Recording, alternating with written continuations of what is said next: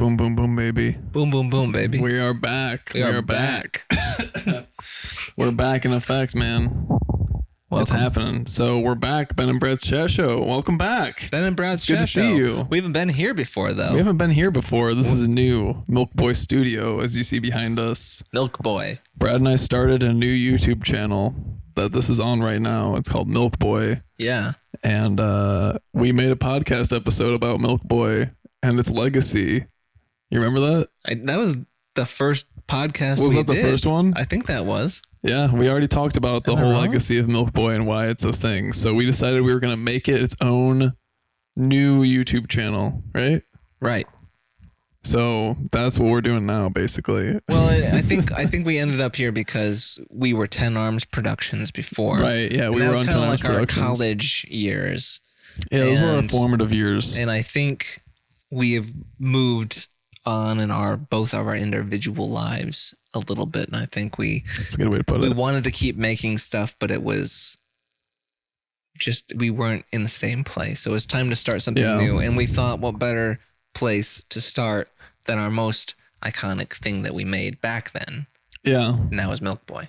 Taking something old, putting your new inspirations on it. That's right, and seeing what happens. Things are gonna get weird here, maybe. Maybe. Or maybe it's just a podcast. I don't know. Or maybe it's just a podcast. Ben and Brad's Chat Show lives Who on. knows?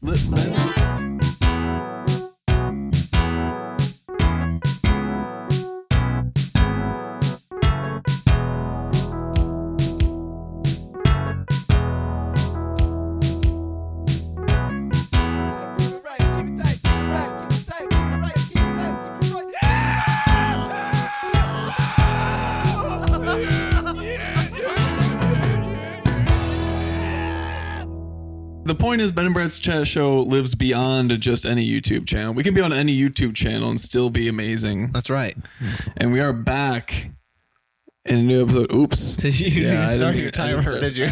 I was like, is that even going? All right. Well, we did the intro part. Yeah. We're trying to keep these timed, basically, so that way we don't get too carried away and talk about new everything. Direction for the podcast slightly. We're trying to be more organized. Wrangled in.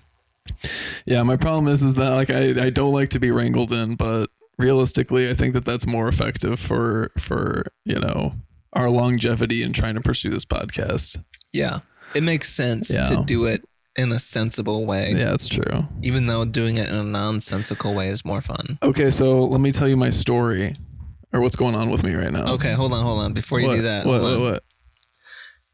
And as like we said, it's a new channel, new direction. So we're going to do things a little differently here with a new segment we're calling Damn B.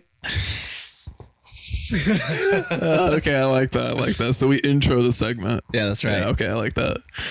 Okay, yeah, so maybe we come up with like a title card. Yeah, we do a title card that goes over it and it's like, damn B. Yeah. Okay. I like that. Yeah, I like that too. Okay. So here's my Make damn me B. say damn B. Okay. Check it out. Oh, wait. Hold on. Yeah. We can cut this out. But what? Should we explain what damn B is before we start doing it? Or do you think people pick up on No, what I think people will is? just get it eventually. Right. I think they'll just figure it out. All right, I'm not going to cut this out then. Yeah, it's just us doing a story thing. Okay. Make me say damn B, B. Okay. So we went to IKEA earlier today. Yeah, we did. And got some chicken tenders. Hashtag tender life. Because I'm redoing my apartment. Tell me more. Oh, you're supposed to say damn B. That's the thing that I have to talk about. Damn B. Yeah, so my apartment is looking a lot different now. I'm trying to make it a more organized space. It does look better. Yeah, you just saw it. Yeah, right. See, that's the damn B moment is when I rearranged my apartment. And you go, damn B. Whatever. It's our first time doing this. Yeah, we're gonna get better at this. Get better at it. Tell me more about your apartment. Oh, what did you change? What are you hoping? Are you done? Do you want to keep going? What? Well, I don't know. I got a lot of stuff right now. I feel like it's looking really good. Basically, I just wanted to have more accessible music stuff. What was it like before you? Well, before it was just doing a hot mess, honestly, and it was just shit was everywhere, and it didn't make any sense because I literally moved in and was like, I'm just gonna put stuff everywhere, and I didn't even think about it, and then I rearranged it again, after I moved in, and I was like, this works for now. And then it didn't work after a while. And I was like, I need to make this even better. So I'm changing it up again so I can have it just be a more workable space. Because before it was just so unproductive and crowded, you know? Your apartment in the past has looked very You can disorganized. Say it. You can say it. I would say disorganized. No, say how you described it earlier when you were describing how my place normally looks. I don't remember what I said. What did I say? You said it looked very fratty. Oh yeah, you had a little bit of a frat boy vibe. Yeah. Which like I had the same vibe going as well. No, it's true. It's true. I'm not throwing shade. I'm just, you know. It just was not like a grown-up's apartment, and we're like, I'm in my early to mid 30s, and you're in your late 20s. Yeah. So it's like time we need to. It's time to get serious about what your apartment looks back like. Together, like yeah. It's true though. I'm so much happier now that I've done this. Honestly, it's like made a world of difference in my day to day, really, because we went to IKEA to get all this stuff. So I'm really excited about that. How long were we there? We were there for just like 2 hours. We were there for at least 2 hours. Yeah. Seemed like a lot longer than that. It probably was. Wow. Damn, B. Damn, B. So what's your damn B? Why don't you tell me of some damn B? Well, so my damn B moment is I'm not trying to. I'm trying to refresh my apartment as well, but that's not my damn B moment. I'm trying to refresh my music station here, which we're right next to. Yeah, we are inside Brad Tennant's studio right now. Welcome. This is where we're filming this from right now. Welcome. For everybody that doesn't know, I guess, right, about Brad's channel. Brad has his own YouTube channel. Brad, youtube.com/Brad Tennant, or at Instagram. I guess it's not at Instagram. It's Instagram at Brad.Tennant. Yeah. Find me and my music. But I'm trying to redo my music station because my main workhorse is the OP1, and I just got the SP404, which is like the lo-fi hip-hop machine of choice, I guess. Yeah. And I'm also trying to, and what that does, it like takes samples and you can record anything into it and play those samples back. So I'm trying to hook up a station where I can hook up a bunch of different sounds into it all at once. So if I'm creating some sort of cool sound, I can just easily record that sample and then make music from that sample. Mm-hmm.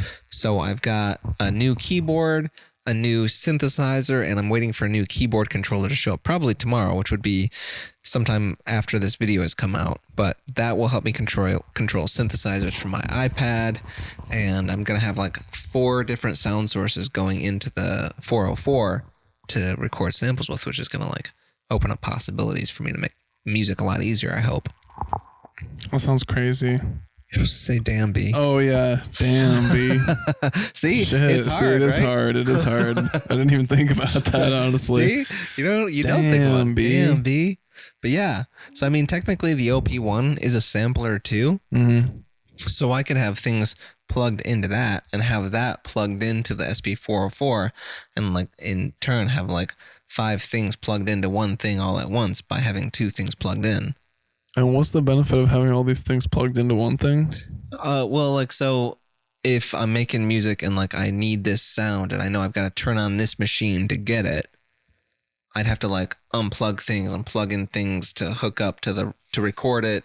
So if I can have everything just all ready to go at the drop of a hat as soon as I want it, then I don't have to worry about unplugging, losing my inspiration. I can just have everything ready to be recorded and ready to go right off the go. Okay. Yeah. Okay, that sounds sweet. Yeah, I feel like I don't like really know a whole lot about all this music stuff. I don't either, really. I'm just going like, so cool. Where I got this idea from is I'm used to just using the OP1, but the OP1 itself is like 4 different things in one. Right. So I can do sampling, I can do drum stuff, I can do synthesizer stuff, and I can record into it. But I wanted to be not limited to just the OP1. So I'm thinking, how could I do what the OP1 does with other things? So I want to have everything plugged in and ready to go, just like everything is in that. But I want to have more options than what's inside of it. Okay. That makes more sense to me. Yeah. Okay. Yeah, I get that. Damn, B. Damn, B. I get that now. Damn, B. Damn, B. But yeah, that's my current project. That's what that's cool. That's what I'm kind of like. My mind has been taken up. Oh, and like I guess I should mention the whole thing that I'm trying to decide if I want to build some Arduino music stuff as well. Oh yeah, that sounded sweet. Yeah, I think that I definitely support that. I think that'll be a cool move. I think it'd be fun to try. Yeah, that sounds cool. It'd be super cheap. Yeah. If I build some Arduino stuff, I'll be talking about it here on the Milkboy Ben and Brad's Chat Show podcast on YouTube. On YouTube.com. Here we go. Probably not YouTube.com/Ben and Brad's Chat Show or Milkboy because we're still a new channel. Episode 1. Right. Yeah, episode 1. But this is episode 7. Yeah, really. But it's episode 1 on our new channel. Right. Episode 1.7. All right, let's talk about something for real, dude. Because I want to tell you about something crazy that I watched last night. Oh, right. Yeah. Okay, that's the end of the damn B segment. And now we're on to... we're just going to... Okay, yeah. Whatever the main... Whatever I'm talking about right now. Whatever Ben's talking about right now. This is whatever Ben's talking about right now. Brought to you by... Right now. Okay. You're just like, let's get into it. Let's do it. All right. So, dude, you know what I watched all of last night? Even though I already told you this. The Victoria's Secret one-way model show? Was that on? I don't know. Oh, no, I didn't watch that. Okay. That was just a guess. You said, do I know? And yeah, that was my even guess. though you already know what I'm going to tell you because I already told you earlier. Yeah, but I need to bring entertainment to our one viewer that we might have on this. Yeah, that's a good point. Talking about you. Shout out to you. Thank you. I watched all of Kevin Hart's show on Netflix. What's it called? It's called Kevin Hart Don't Fuck This Up. Oh, yeah. And it's like a mini series, documentary style reality show on Netflix. And it's so good. It How just many really episodes? wrapped me in. I'm not even going to lie. It's You 6 watched the episodes. full thing, right? I watched the whole thing. There's in one sitting? In one sitting. There's 6 half-hour episodes. So what is that, 3 hours? It's 3 hours total. That's shorter than The Irishman. Yeah, exactly. And you think about it, all of that could really have been condensed into one documentary movie, but they clipped it and put it on Netflix as individual episodes of one season of a show, even though it's really a self-contained thing. Here's my thing that I realized about it last night. This might take me a minute to articulate. I got to take a sip of coffee, honestly. Sip it and dip it. I'm drinking High Life, the champagne of beers. Yeah, I drank too much of that earlier, so I don't want to do that anymore. But I was watching this Kevin Hart show last night, and it's really I'm going to be honest, I was thoroughly entertained by it, but I did find it to just be incredibly superficial. It's very much Kevin Hart. It's self-serving Kevin Hart. But it's not, though, because it does talk a lot about his upbringing and his mom and the struggles he faced with his family. It is very real in that type of way. And they sort of juxtapose the ways that Kevin grew up to some of the situations he found himself when he was famous. And it was that storytelling part of it was really captivating and interesting because you got to learn a lot about Kevin's upbringing and everything. So that was really cool in the first half of the series. In the second half of the series, they sort of close it out with all of Kevin's controversy surrounding his homophobic tweets from 2008, which is why he didn't host the Oscars. That's what the main beef of the documentary series was about. Does he go into...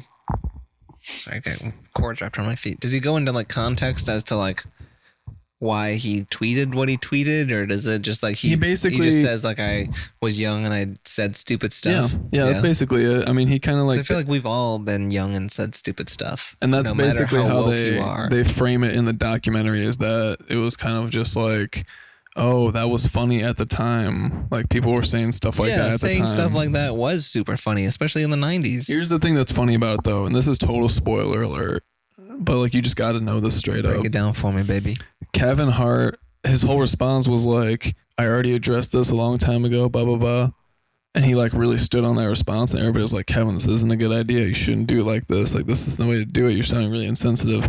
Then he went on Ellen and was just yeah, I don't feel like I got to apologize for this. Yeah, he's I said what I said. Yeah, I said what I said. I was sorry for it, and it's over. And then that's basically, that's what I remember him saying anyway. And so when he had his chance to apologize or whatever for what he did, he just kept saying that, like, I already addressed this, I'm not talking about it anymore, and made it sound like he was really taking a stand. Like, he was like, I'm not gonna let internet culture get to me. I'm gonna start to change right here, and this is gonna be it, because you can't just cancel people just with the snap of your fingers without having like a greater context for who a person is, which is what I think the documentary series was about. Was about showing Kevin's life so that way you knew who he was. You know what I mean? You could relate with him more. At the end of the documentary, though, it's so funny because it ends with him going like, I realized I was wrong and I should have apologized. I had a chance to apologize and I didn't. So basically, so it was just a 3-hour long. So it was apology? basically a 3-hour-long apology of him, like, yeah, pretty much. And I thought that was such a disappointing way to end it, because I was almost like, yeah, it sounds like he gets you on his side, really. Yeah, good. exactly. Like at that point, he makes it's his like, case and he like stands for it. And it's like, all right, I believe in you now. Right, like and you said something, you believed in it, you said you were sorry, and right, like, exactly. It's like however you feel about it, it just seemed like in the documentary series, he was really making the point, like, yeah, like, you know what, I'm not gonna let this culture like destroy me or whatever like actually, that. And then he was just like, yeah, sorry. But you know what, I am really sorry about that, which is like, that's cool. I don't want to be like, that's not cool he did that. Apologized, but like, but it's just funny that like he wasn't more of like, right, why did he didn't take a stand with it and just be like, yeah, exactly, to stick to it. So at the end of the day, it just kind of felt like some really like rich people type problems at the end of the day. Even though they made a really good story, they had a big budget and a lot of people working on something to make a big story, basically, to do something like that. It just seemed like dude, honestly, this is going to be really conspiratorial of me. Let's do it, man. We'd have Jimmy Fallon. This is totally unfounded material, but like, I low key thought that they made the documentary they made that moment happen for the documentary. Oh yeah, I wondered lately about controversies and what's manufactured and what's legit. Because they show him in the documentary the day that he gets the email about the Oscars, that he got the job and everything. Oh, so they were filming when this happened. And then they had a bunch of YouTubers videos in the documentary talking about his old tweets and like dragging him basically.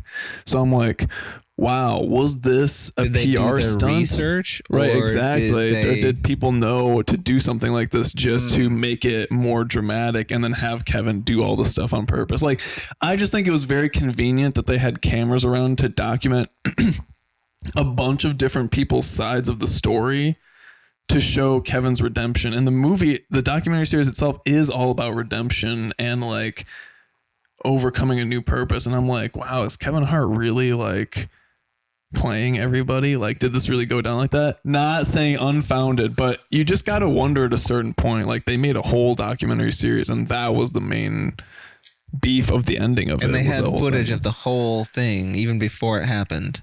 Right.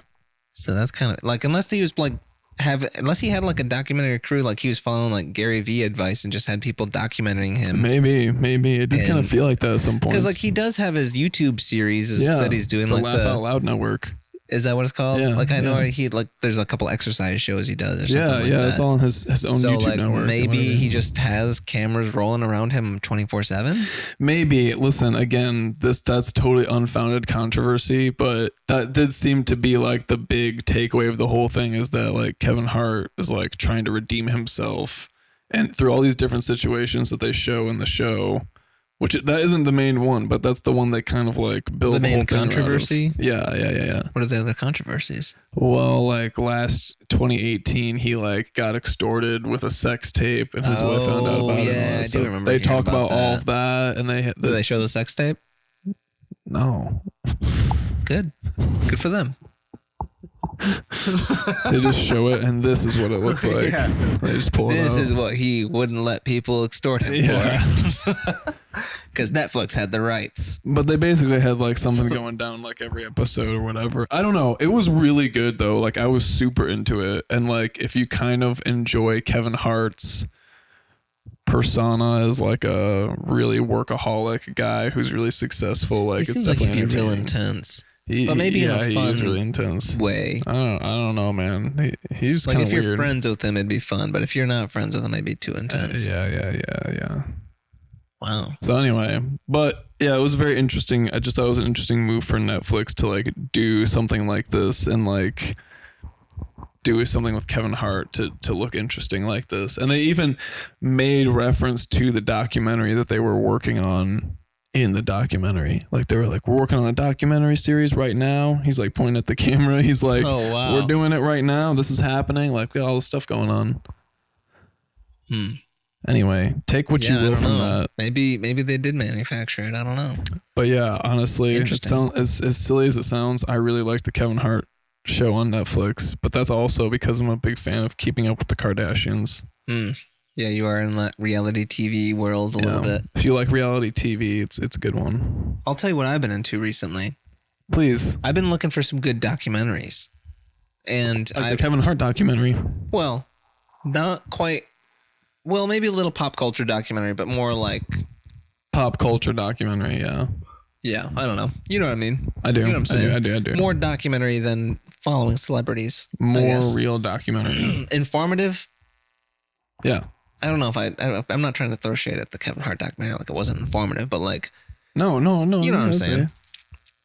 But there's the series. I mean, let's be honest. Stand-up comedy is easy. I'm just kidding. No, there's a special docu-series, like limited docu-series, whatever they call them, special. Yeah. You know what they call them. Yeah. On Netflix called Unnatural Selection. Right. You were telling me a little bit about this. Yeah, and it's about like biohacking and like gene therapy and like the CRISPR-9 technology and like they're already up to 9? I don't know if they were up to CRISPR 5, 6, 7, or 8 before that, but I think that's just what this one's called. Get ready. So, and it's basically about how we broke the code of the human genome and how we can read and write and edit DNA at this point, and what is acceptable, what is a good idea, what is a bad idea, what is unacceptable, what should we be allowed to do without any government interaction, and all these sorts of things. Like what? Well, for example, they've in the documentary they followed kind of like four solid storylines. There was a storyline about a scientist that worked for, I don't know, like Harvard or like one of the big universities that was backing him and stuff like that, and also the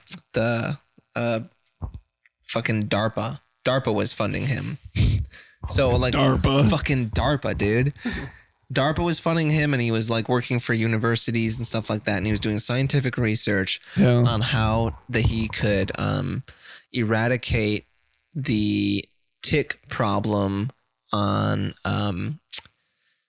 Martha's Vineyard, I think, somewhere out there on the East Coast. Right. Okay. And it's like a secluded little island of its own, and it's got a lot of ticks. So he was gonna try this experiment there to see if this thing worked. And what it was trying to do is he found a way to go into these mice that were prone to getting the ticks but surviving or something like that, and like injecting the ticks with the disease or like with whatever immunity that the mice had, so that when the ticks breeded they wouldn't be poisonous or something like that, or like they wouldn't lay eggs. He tried this both in Martha's Vineyard and somewhere else in the world where in New Zealand, where they have a lot of rats. And the idea with the rats, I can tell you for sure, was they would like just not populate. So he like figured out a way that they would breed without breeding, like they would just die off. Like, so that's a controversy. Like there's like a gene therapy that would basically kill off a species. Yeah. It's like an extinction pill or something like whatever you'd want to call it. Yeah, like self-extinction. Right. So like if we can figure that out, and if we can implement it on an animal, who's to say somebody couldn't accidentally inject that into a human and it spreads to humans, right? So that's something that should we be allowed to be doing that? Should the government intervene in that? And then like the more positive side, we followed a little boy with he was born without like strong vision, and like they didn't know what was wrong with him, and they're like maybe he's autistic, but it turned out he just like could barely see. So oh my god. So there was some sort of gene therapy that they produced that allowed, that it was like you have to like remove or like take off the lens of your eyelid and like put some drops in, but basically it heals your eye. And like when we first saw this kid in the documentary, he couldn't see. Yeah. And by the time we finished with his storyline in the documentary, he was driving like go-karts without glasses on. Oh my God. That just gave me chills. Because he wants to be the first person on Mars. And like he was crushed when he found out that astronauts need 20/20 vision. Oh. And he couldn't see. Like Gattaca.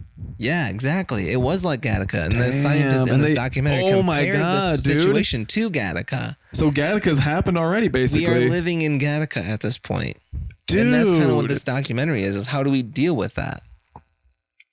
Dude, how do we deal with that, though? That's crazy stuff. Like, that's insane. It was 4 1-hour-long episodes, and I watched them all in one sitting. That's like I wasn't even sure I was going to watch a half-hour show. Where was that at? It was Netflix.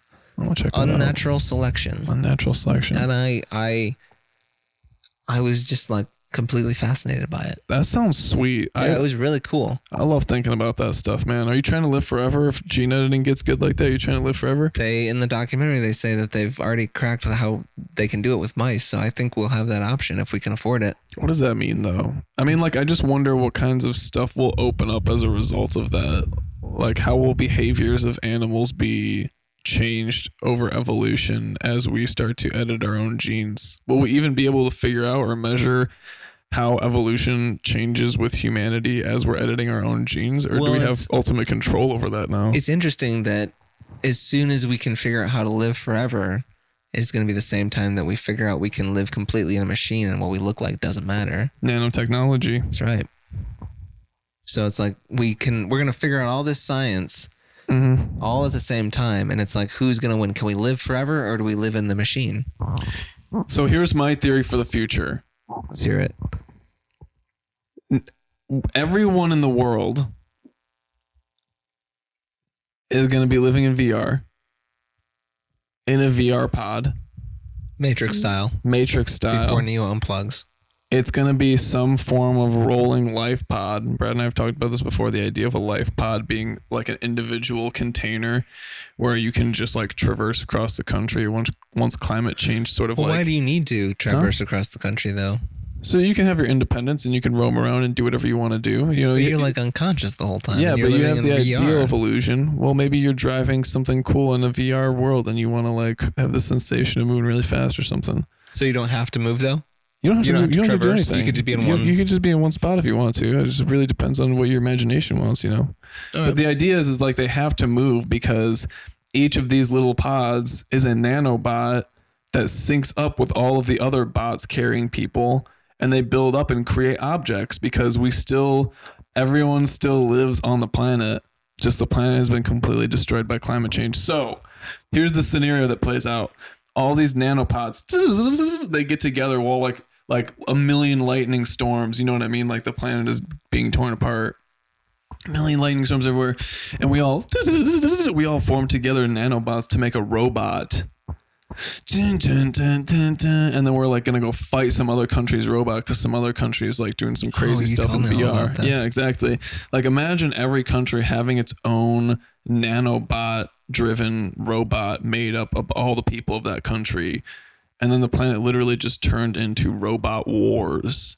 And we fought other countries' robots to assert dominance and whatever. You know, you're into anime now, right?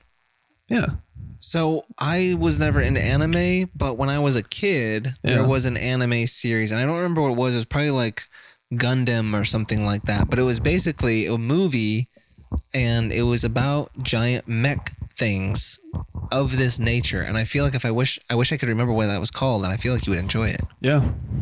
But if you could think of any anime from the 80s where they turn into like mech warriors, check it out. Because that was what could have been what it was. And I remember it from when I was a little kid, but I don't remember anything other than it was like mech warrior and people were inside of it. And then you were telling me about dinosaurs. Oh, yeah. In this documentary. Well, okay. This documentary talked about how they can basically map any genome for any species at all. And recently, I heard that they found a completely, like, perfectly preserved dinosaur tail like with feathers and everything. That's in crazy. amber, Jurassic Park style. And when I was a kid, when Jurassic Park came out, they said, this is made up technology. This could never work. But now it could. And with that fossil they found, or whatever you want to call it, preserved thing, is that a fossil? Yeah. Yeah, okay. But that fossil they found, they could literally recreate that dinosaur if they wanted to. So the idea there then is that dinosaurs survive. Like some sort of similar reptile type creature, and they would be able to inject the DNA into that embryo and be good. So just dinosaurs like come back to life, and humans are inside of robots. So now we have dinosaurs and robots walking the planet in the future. It's the only way we're going to be able to fight the dinosaurs is with these giant robots. Exactly. Damn, B. Dinosaur robot wars. Damn, B. Damn, B. Wow. The future is weird, but this podcast isn't. And I think we're going to wrap it up. We're going to wrap it up here. Here's something that I just came up with, and I want to try to end every podcast off maybe with this, if we can. Sure. What's something you're grateful for lately? Oh, this is a nice question. Yeah, let's end it on a positive note. Well, it just happened to be 2020, and I was feeling very grateful for you and knowing you. Oh, thanks, bud. So I would say I'm feeling grateful for you and our friendship, and I hope that continues. Yeah, I'm feeling very grateful as well for the same things. I'm glad that we met 9 years ago, and we still want to hang out and make stuff just like we did when we first met. Thank God. So I think that's pretty cool. Yeah, I do think that's really cool. No, I'm grateful for that. Yeah. All right. So that's a good way to end it. I like that. That's a good way to end it. That's a good way to end it. Okay, I like that. So on that note, okay. Until next time. We're gonna keep being us and you keep being you. Milkboy 2020. 2020. All right, nice. That was good.